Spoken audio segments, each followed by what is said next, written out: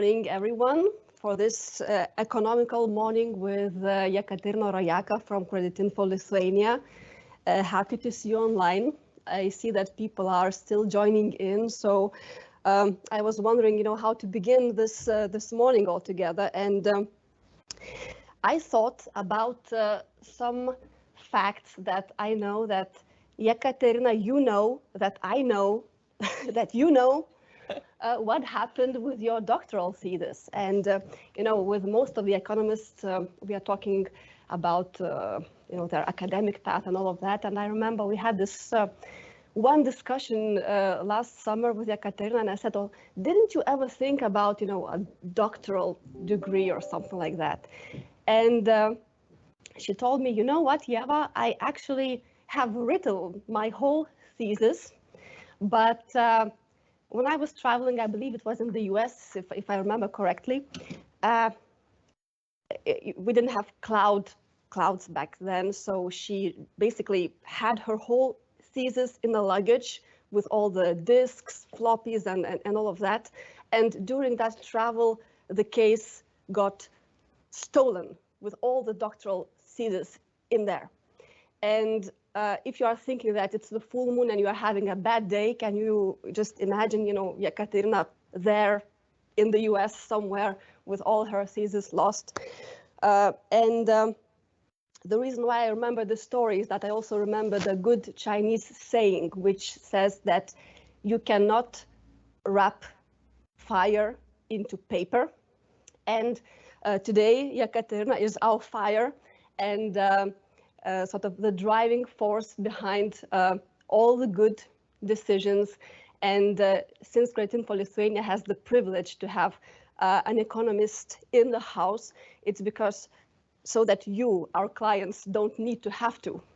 We have the knowledge and the capacity to sort of found and ground all these decisions thanks to people like Jekaterina. So Jekaterina, welcome.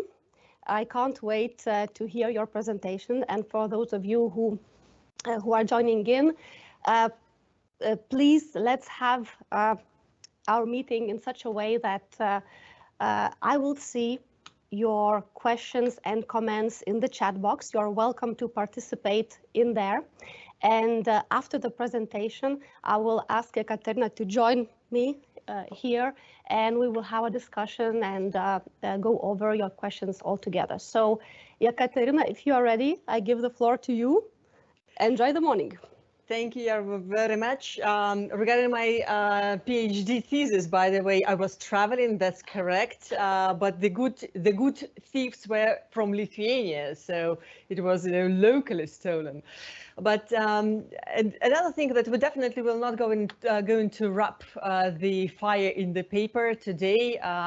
The presentation is named as a twinkle of light in the end of the tunnel.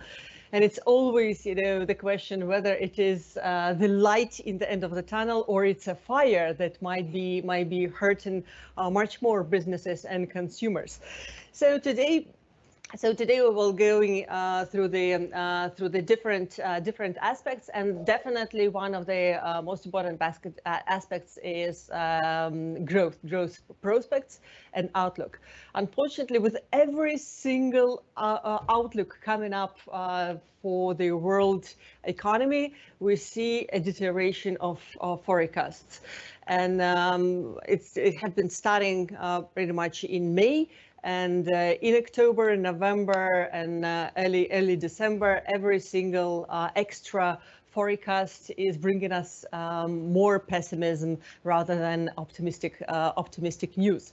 And as we can see, the forecast for 2023 for the next year, both for Euro area and for USA, is a very low growth, while Germany and UK are forecasted to dip into the deeper recession.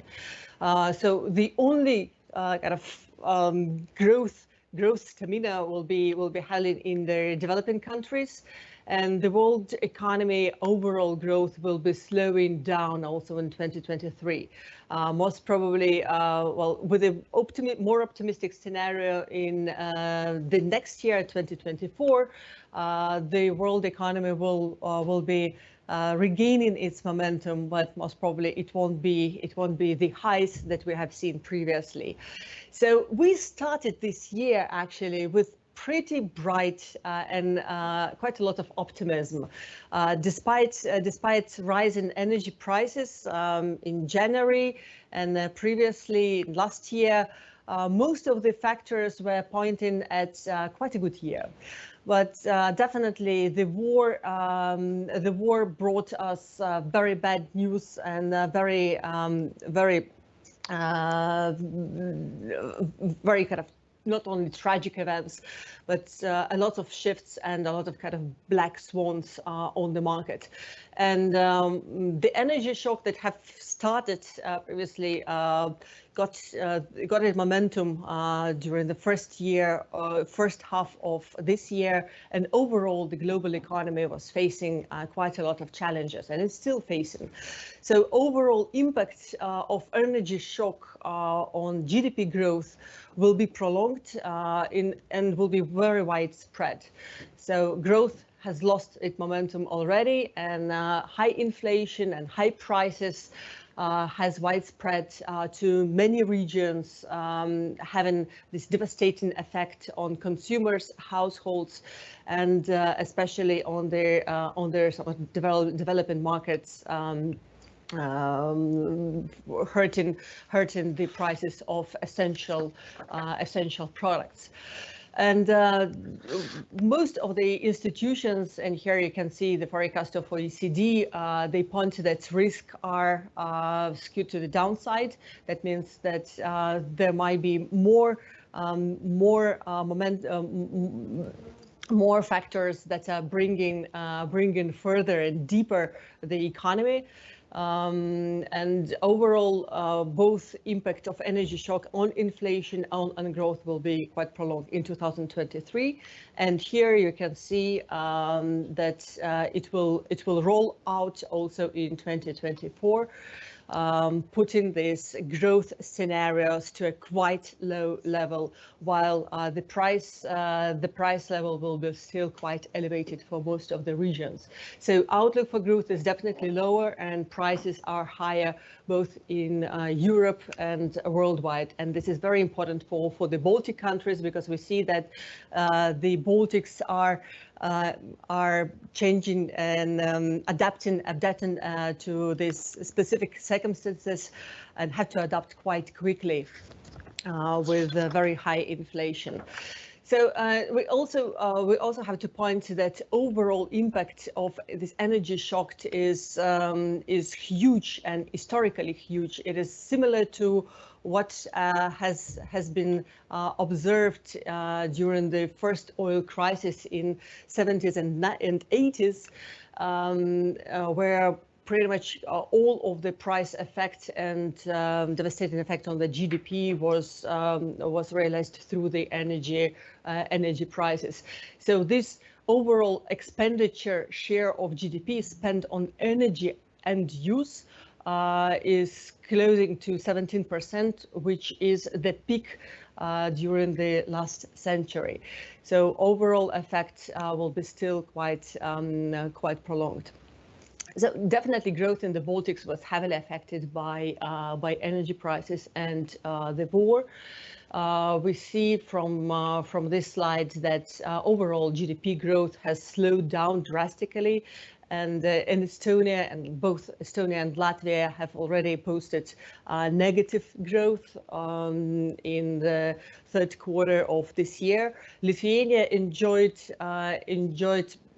2% growth of the real GDP, mostly thanking to manufacturing and export-oriented sectors. So in this case, manufacturing used to be kind of a ballast and bumper for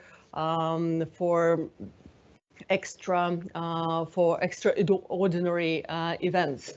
But we also see that euro area growth that was supposed to be quite quick this year because the basis effect was quite low, has been diminishing, and overall perception for growth remains quite low. And if we take a look on the, well, we used to talk about the Baltic countries as countries with a very high growth, but the results of the third quarter very clearly point that neither Lithuania, now especially Latvia and Estonia, can be even middle growth seekers. And here we are falling behind the euro area average or European Union average. So definitely this creates quite a lot of pressure on the households, on the businesses, and overall on the economy. And now one more thing is definitely the refugee crisis and crisis in Ukraine. Almost 8 million people were forced to leave Ukraine and seek for new home or temporarily place to live. And the Baltic countries also were quite active on that. And from this slide, you can see that by the numbers were not among the first choices like Poland or Germany or Czech Republic.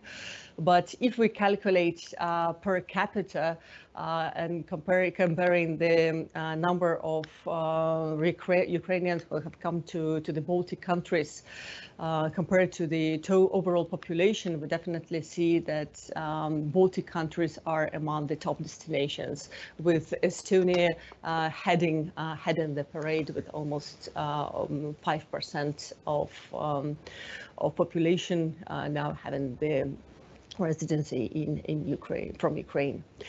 So this definitely has both impact on labor market and also on the economy. For the companies, they have more flexibility to look for another pair of hands.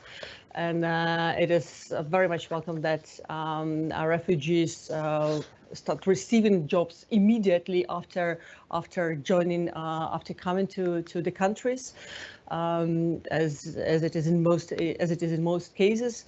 Nonetheless, this integration process still takes time, and definitely there are some issues on the labor markets that will remain during 2023. On the economic sentiments, as already mentioned, this year was supposed to be a very bright year with nice sentiments. However, we can see that the good sentiments pretty much ended with the end of 2021, and with the start of the war, economic sentiment indicators dropped quite drastically. From what we see in the historical perspectives, it is much lower than the historical average. Currently in Estonia, Latvia had recently saw some uprise. Lithuania is sentiment has been decreasing a little bit slower than the other market, but nonetheless, overall trend is still downwards, and this definitely puts more pressure on the overall assessment of the economic growth into 2023. Whether it is a twinkle of light or fire, most probably this specific factor is definitely the fire. What is bringing us a little bit this Christmas light is definitely inflation, that despite the very high numbers of two-digit inflation with more than 20%. All three Baltic countries have reached their peak, and inflation starts gradually decreasing, with still quite high overall price level. But even European Union and even Euro area also had seen the first decrease in the last month, after a very long period of time of increasing prices. So here we can see that most probably the peak is already over. Of course, there are still quite a lot of black swans, and there might be factors that will be still propelling inflation in the Baltics. Not only stemming from the tight labor market and regulated prices, and also regulated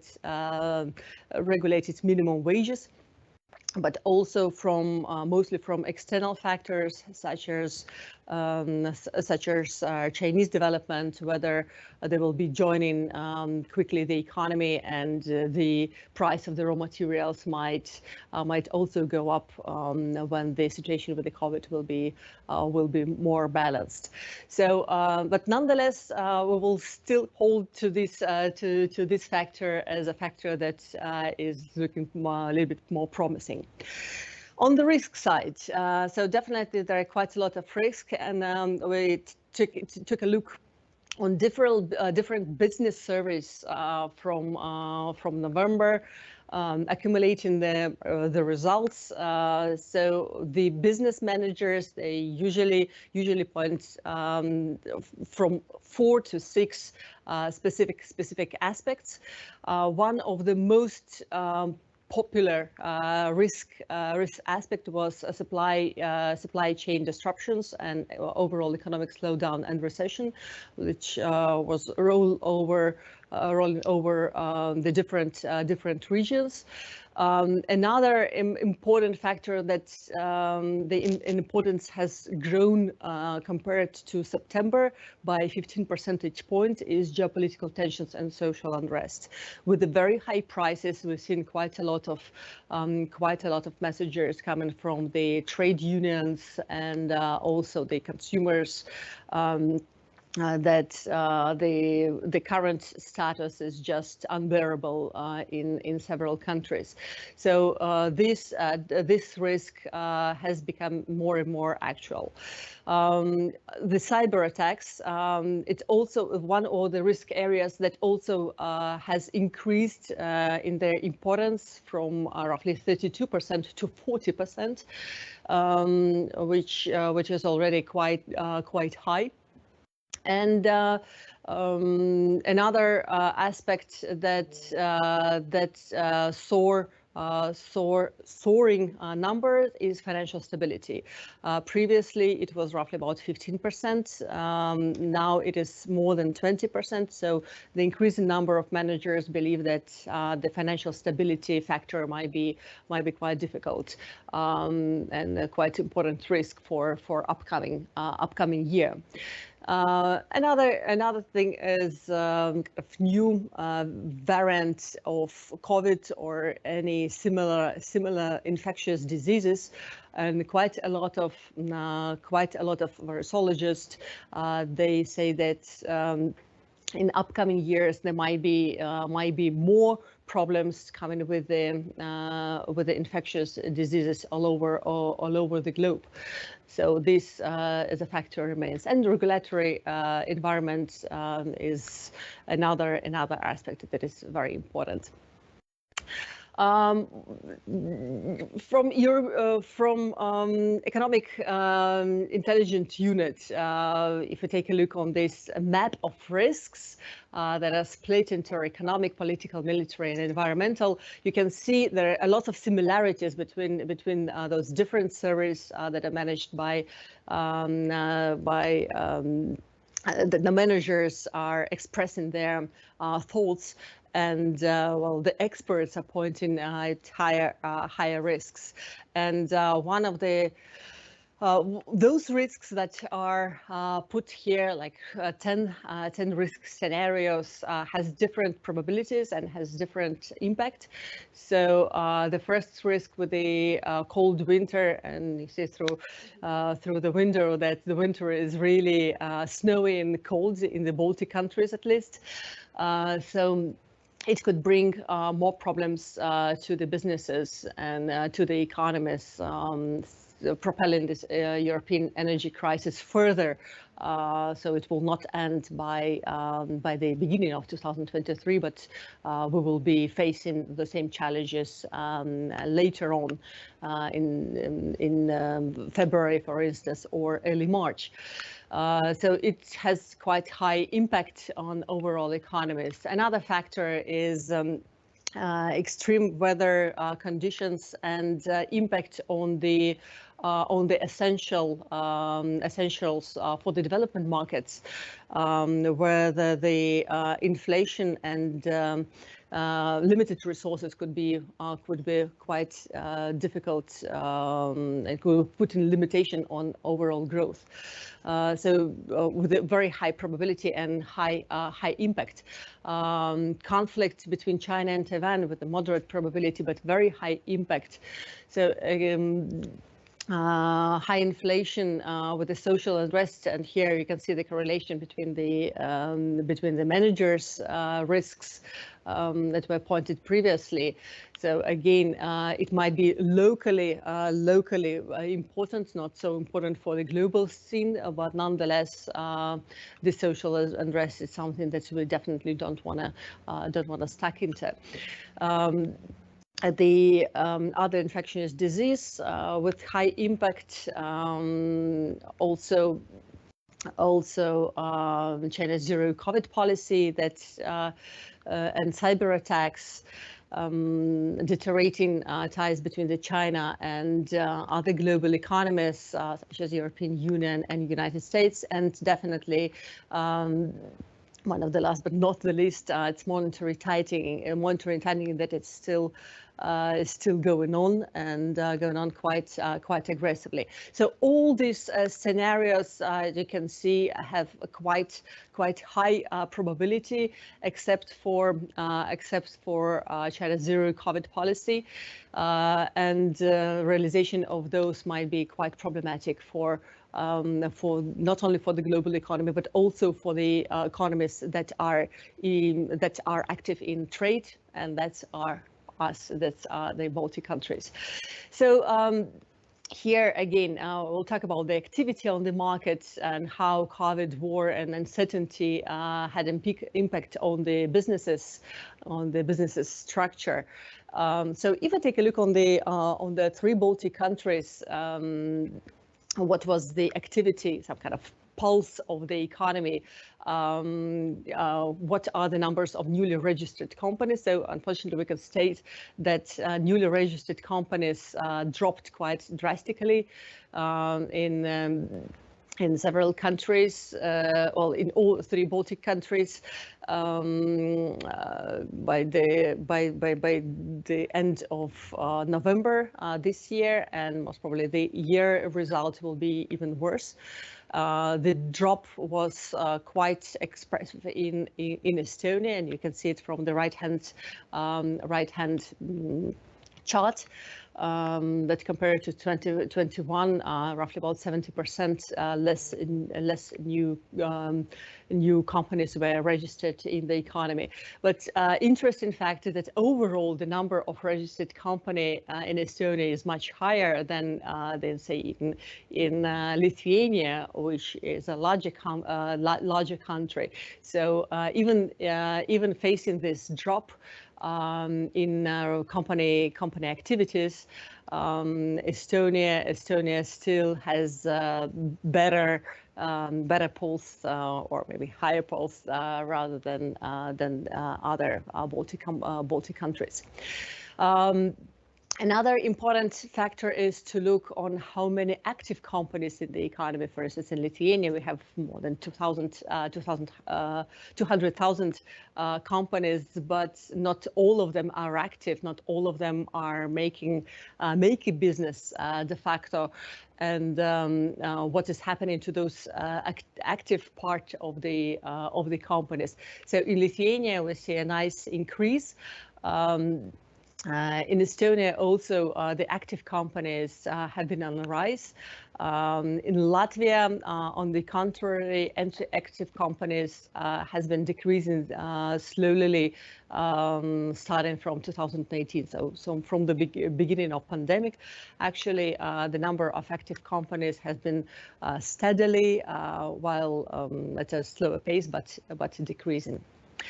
Another aspect is what has happened to the bankruptcies, and the bankruptcies is another very important issue for the Baltic countries. And here you can see that overall the number of bankruptcies in Lithuania is much higher than in other Baltic countries. Well, historically, Lithuania experienced and faced this higher peak of the bankruptcies because of some regulatory activity, and easing of regulation actually prompted the quicker process of getting bankrupt. So kind of hygienic for the economy, but recently starting 2001, we also see that overall number of bankruptcies is increasing in Lithuania. Some increase was also registered in Latvia. And Estonia is still enjoying a decrease in newly registered bankruptcies. So for that, definitely there is some kind of more fire than the optimistic light for Lithuania and Latvia, while Estonia may be considered to be more stable. What sectors structurally hurt by the bankruptcies? Well, the structure of economies are quite similar. There is quite a lot of companies are concentrated in several sectors, such as construction, such as wholesale and retail trade, and also transportation and storage. Definitely, well, manufacturing. So it is proportionally okay that those several sectors will be accumulating quite a lot of numbers of bankruptcy. But here we're concentrating not on the pure number of bankruptcies, but on the trend. And the trend is the most important. How the structure has been changing compared to the last year. And we see that the proportional number of bankruptcies increased by more than 3 percentage points in transportation and storage sector in Latvia, also by 2.6 percentage points in construction, and agriculture by more than 2 percentage points. So those are three sectors, major sectors, that faced the worst dynamic for the bankruptcies.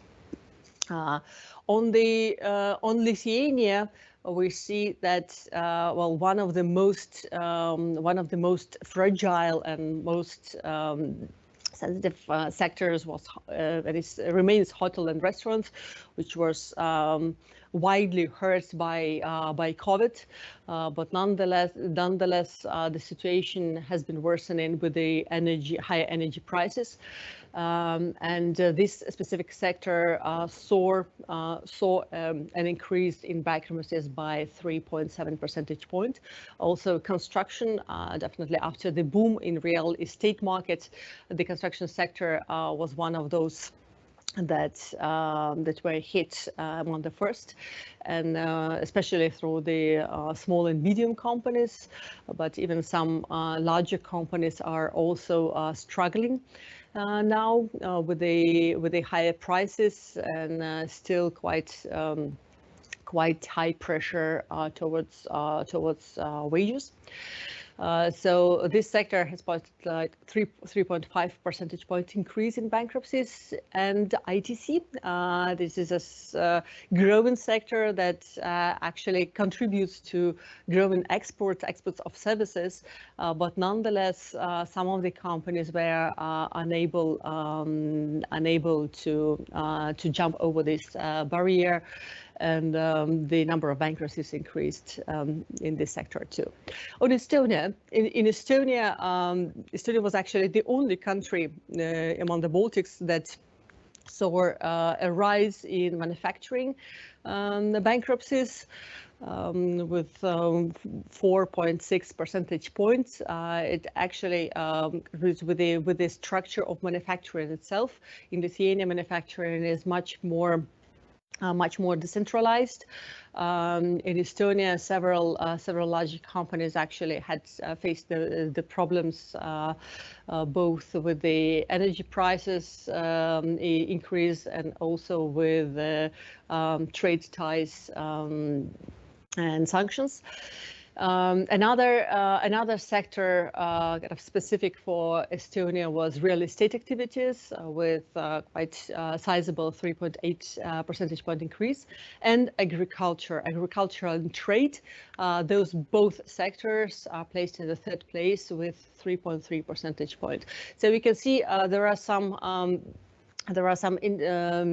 similarities among the Baltics with the construction sector, and second round of the construction sector is definitely real estate activities.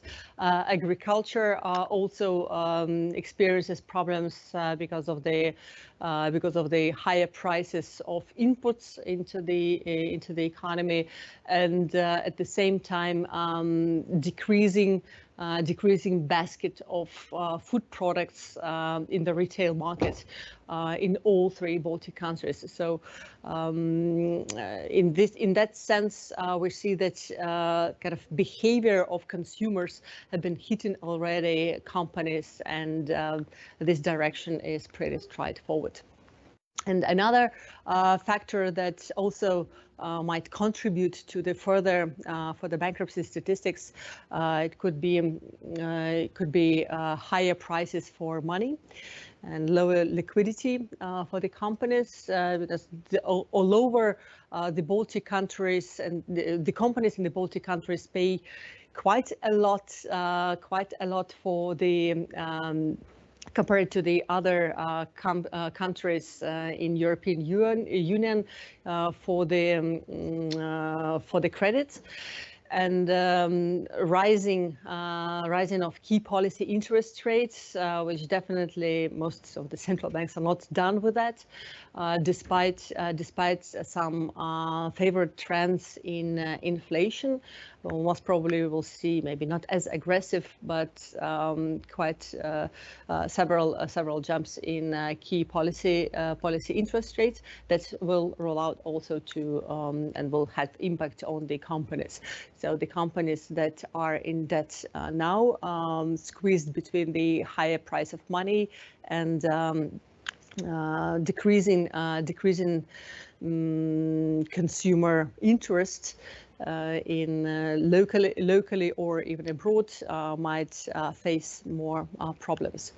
And regarding the social unrest, we've seen quite a lot of news recently that many trade unions are actually all over the Europe requiring raising wages, and you can see that even European Central Bank is a part of the same trend. We've seen the strike in Vilnius on the public transport. Transportation is mostly hit, and had more example of those in Spain, also France, the train, United Kingdom, Britain actually had a very tight schedule of strikes until the Christmas, both stemming from the transport sectors, but it's very widespread among the different sectors, and this is quite understandable, knowing that the economy is shrinking and the number of bankruptcies in the United States has been on the rise. So yeah, France and well, there are some more successful success stories. The German trade union actually required a wage hike, but this story also inspires others to participate more actively. So overall, the companies will definitely and the corporates will see higher expenses, and the pressure from the employees will be quite high, not only now but also after the winter period. Regarding the consumer trends, so definitely the November is the period of time when quite a lot of consumers used to spend a lot. The statistics, well, most of the economists were forecasting that this year the Black Friday was now supposed to be really black, but black not for consumers but for retail trade. Those figures, well, the first results from series of Black Fridays, because, well, at least in Lithuania, but also I know that in Estonia, quite a lot of companies introduced several Fridays in a row. So there was, well, we start celebrating Black Friday in almost early November. But it generated quite a nice hike in retail trade. While most of the countries in European Union wouldn't be possible for them to say the similar and enjoy the similar trends. But for the Baltics were quite okay, despite very depressed overall consumer confidence index. Well, if you compare all three Baltic countries and the current status, it is very much the same. And for Estonia, it is even worse compared to the Great Recession in 2009, where consumers were more optimistic compared to this year. In Lithuania, well, and Latvia is also quite comparable. Together with overall euro area. For euro area, they are facing the deepest decline over several decades.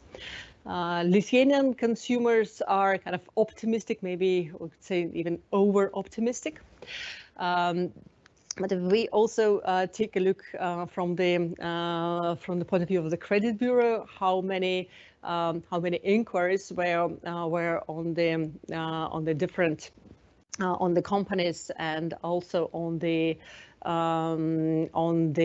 consumers, showing the overall activity on the market, both the bank side and MFI side, that will be providing kind of credit and blood to the country.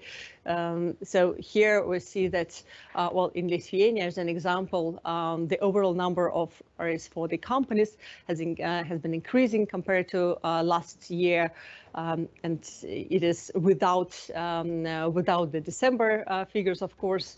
And MFIs actually reported even higher growth. If you compare it year to date with the same period of time of previous year, the banks have reported 8.6% of increase, while MFIs 9.8%. If we take a look on the consumers, so here the banks, well, the traditional banks saw a decrease of number of inquiries of almost a third, while MFIs were quite active, reporting a 10% increase lower. And here, differently from the companies, the numbers of both banks and MFIs are very similar. What are the behavior of the consumers, and what we could expect? So the consumers point there. Well, definitely. First of all, that they say that inflation, that the perceived inflation, the inflation that they feel, is at least 50% higher than the inflation that is reported by the official statistical offices. So in all three Baltic countries, the consumers feel that inflation is more than 30% rather than average of 20% currently. And these numbers are increasing.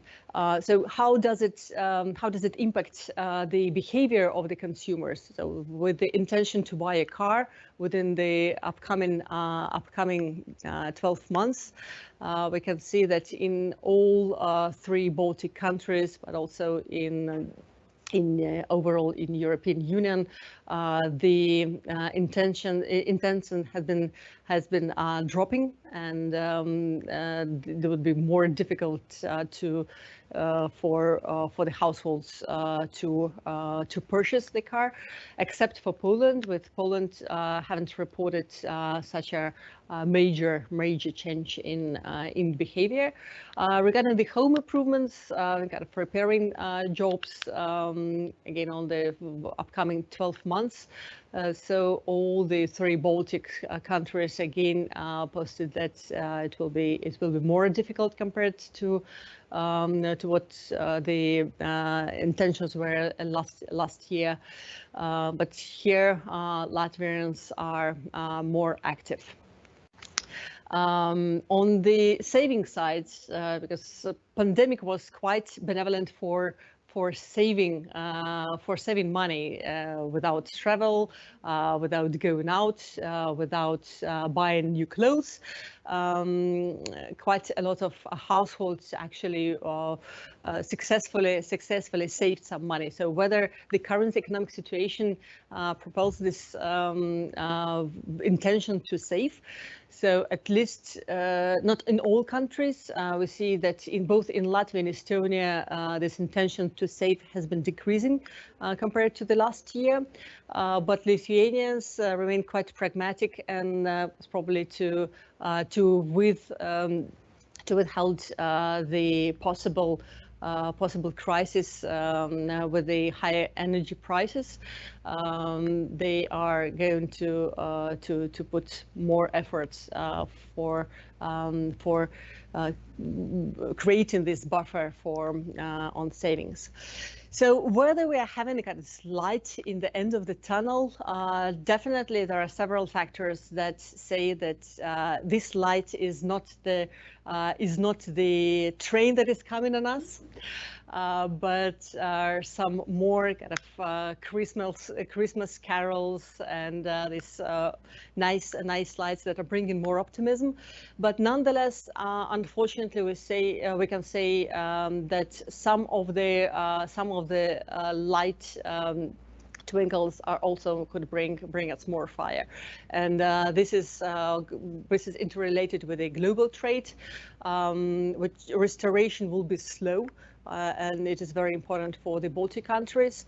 The Baltic countries, their growth will be highly reliable on EU support schemes, and it is very important to understand that, well, for now, at least for now, Germany's support is very generous.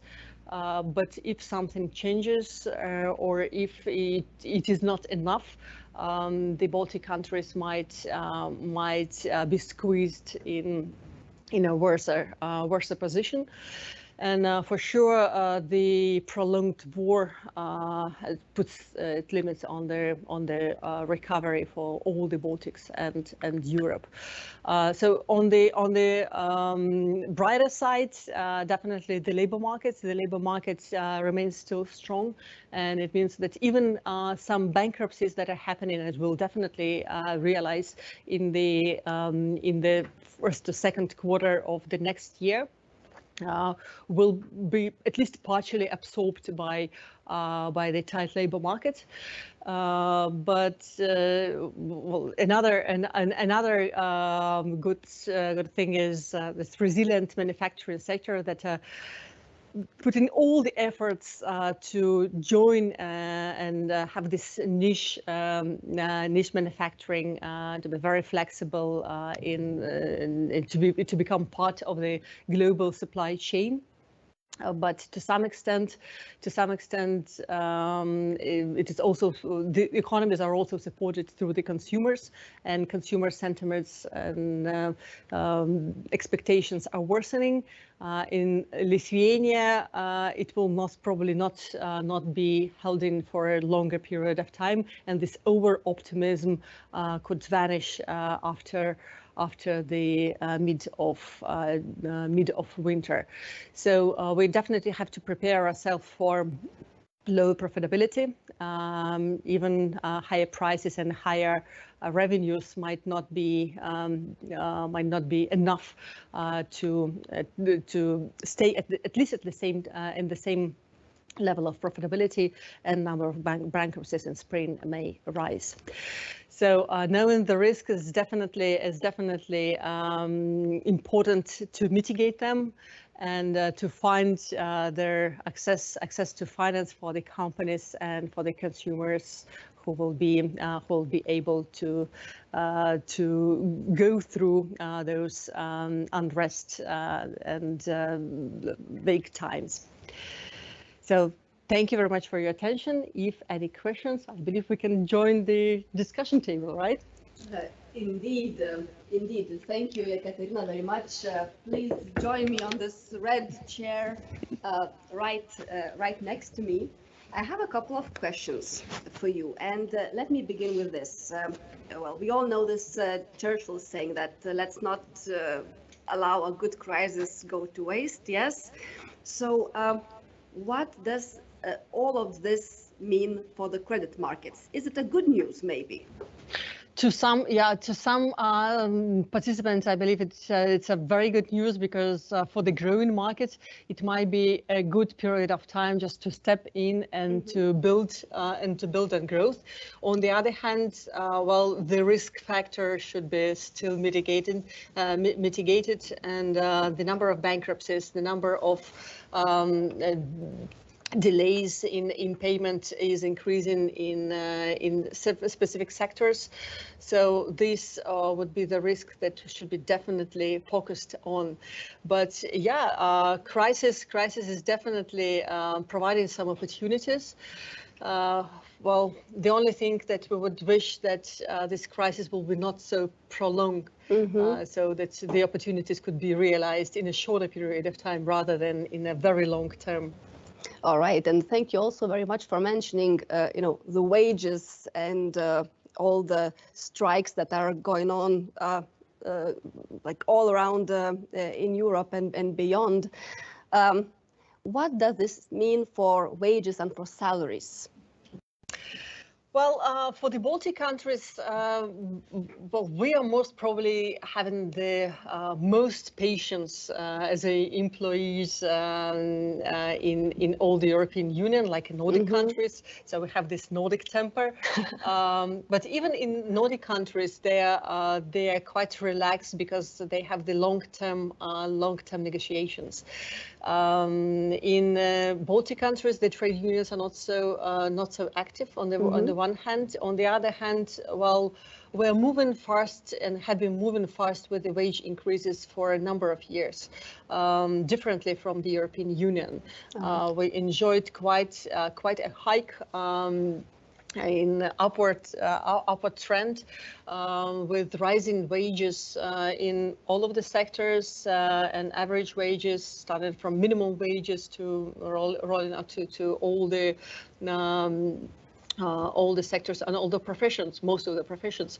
So there is, compared to productivity, we might be overselling our wages already. So from economic point of view, it might be a good time to set a pause and just to measure the pulse, because too many energizers might hurt our heart, and for that we should also not waste this opportunity. Thank you. There's one point you mentioned at the beginning of your presentation. Very often on a global scale, the Baltics are usually considered as a bulk. And I saw some differences here in the GDP dynamics. Please tell us how come the Latvian and Estonian GDP is on the minus while Lithuania is on a plus trend. What's behind that? Yeah, here again, despite we are close to each other and despite the major sectors are pretty much the same, the structure of the sectors are very different. And as I mentioned, manufacturing was the one of the highest propellers of growth for Lithuania and for Lithuanian exports. And this was pretty much one of the largest factors behind the positive numbers. Without that, we would definitely would be sitting in the negative or at least close to zero situation. Well, the structure of the economies also for the Baltic countries was benevolent during the COVID because the overall sector of tourism wasn't as was hurt as much as in other countries, but the size of it compared to the other sectors is much smaller. But nonetheless, well, the construction sector, which is very important in all three Baltic countries, is under hit now, and that's should be also the focus for credit institutions and other companies trading and doing business with the sectors. Nonetheless, the agricultural sector is a kind of heart of all the Baltic countries, but nonetheless, agriculturals are also facing quite a lot of challenges. All right, and now from a more strategic point of view, I will ask you as a strategist. You mentioned earlier that the forecasts are sort of fluctuating. Every time you go and check, it's there's always some new insights. Unfortunately, deeper and further down. Yeah, exactly. Also, on your last slide, you mentioned that our economies depend a lot on the EU support schemes. Basically, when everything around is sort of moving and unstable, what would be your recommendations to sort of look for a stable ground for business decisions? Yeah, when everything is moving and there is a lot of uncertainty on the markets, the first thing that we all should do is, first of all, to move with the same amplitude to some extent, because otherwise, well, it's like in a ship. You know, when the storm is coming, you should move along. Yeah, exactly. So just to survive through that, but nonetheless, there should be some kind of stable ground, and this stable ground is measuring the temperature very often. Looking carefully on the trade partners and looking for those opportunities, because sometimes shrinking business in even to some extent, for instance, marketing expenses might be very hurtful for the company that has prospects of growth. So everything should be well. There is no kind of silver bullet for that. But definitely some recommendations that are stemming from the monitoring, then make those tests as often as you can, just to measure the temperature and where are you standing, where the trading partners are standing. Because we've seen quite a lot of examples that good company with a nice perspective in just 8-9 months period could deteriorate because it wasn't evaluating their own opportunities and also the situation of their trading partners. And it's very sad. It's a huge pity for that. But for Lithuania, it's knowing that the bankruptcy level, number of bankruptcies will go up, and there will be definitely a number of company phoenixes that will be appearing. So everybody should be quite careful on that side too. To check the temperature, check, yes, And partners, check the background. Yeah. Background, indeed. And there's one question I would like to ask you, because our meeting is approaching to our end. So please ask questions if you have any before we let Jekaterina go. But we need to start the year with confidence. We have the tools to check background, to check information on our business partners and then consumers. Would you give a few compliments to our business and our companies who've shown resilience so far? Would there be some specific sectors you could compliment on their performance? Yeah, I actually should compliment all the companies because even in the worst case scenario sectors that are struggling a lot and facing a lot of pressure, there might be not even one or two companies, but quite a lot of companies that are showing pretty good results. So I believe that our managers and the companies should be dedicated this kind of applause for being very flexible and adaptive. And I think that this resilience for the Baltic countries and this feature is very important for the Baltics, because we're not very large economies, but this flexibility creates us this kind of amplitude and moving together with the environment. Regarding the sectors, well, one of the sectors, at least definitely for Lithuania, that we should oppose, it's IT sector, because the exports of IT sector has been growing steadily in recent years. For a number of years, we have been heading back compared to Estonia and even to Latvia. But recently, both the financial sectors exports and ITC exports has been rising and very successfully. But of course, the sector was added from the labor markets. The opportunities were huge because quite a number of talents joined the Baltic countries from Belarus and other countries to join this vibrant fintech sectors and vibrant ITC sector. Thank you, Jekaterina. Let's keep agile. Let's keep being agile. Let's keep being vibrant. I think that this is all we needed to hear before Christmas, you know, that twinkle of light at the end of the tunnel. Last question, Jekaterina, what would you wish our economies for Christmas? More light for Christmas. Yeah, more light for Christmas, and let this light will not be the train light, but this end of the tunnel that we very much hope everybody will be hoping, and definitely to stop. Thank you. As soon as possible. Thanks so much, Jekaterina. Thank you for being with us. Thanks so much for your time. It was really an enjoyable morning. I hope that you got your agenda checked with your economical questions, and now before getting ready for the next year, you'll get ready with your Christmas preparations. So enjoy the day, enjoy December. Thank you, Jekaterina, once more. Thank you. And let's have a good day. Goodbye.